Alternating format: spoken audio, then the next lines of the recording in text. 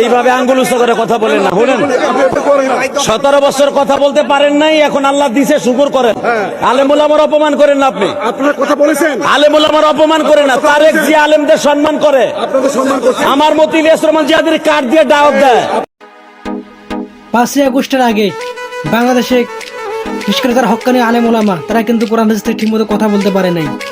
তারা যখন হক কথা বলতে গিয়েছে এভাবে আওয়ামী লীগের নেতাকর্মীরা তাদের উপর হামলা করেছে, মামলা করেছে এবং স্টেজে তাদেরকে অপমান করেছে, তাদেরকে অপমান করেছে।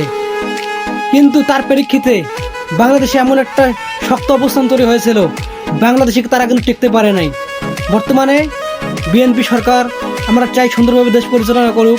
জনাব তারেক রহমান বাংলাদেশের প্রধানমন্ত্রী, উনি আলেম ওলামার সাথে সুন্দর সম্পর্ক বজায় রেখেছেন, আলেমদেরকে সম্মান করেন, আলেমদেরকে রেসপেক্ট করেন, আলেমদের কাছে যান, তাদের কাছে দোয়া নেন।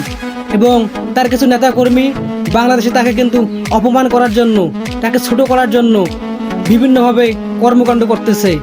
তাদের দলের নেতা, তাদের দলের কর্মী, এটা আমাদের কাম্য নয়। আমরা চাই বাংলাদেশে সমস্ত আলেম ওলামাকে সম্মান করা হোক, তাদেরকে রেসপেক্ট করা হোক।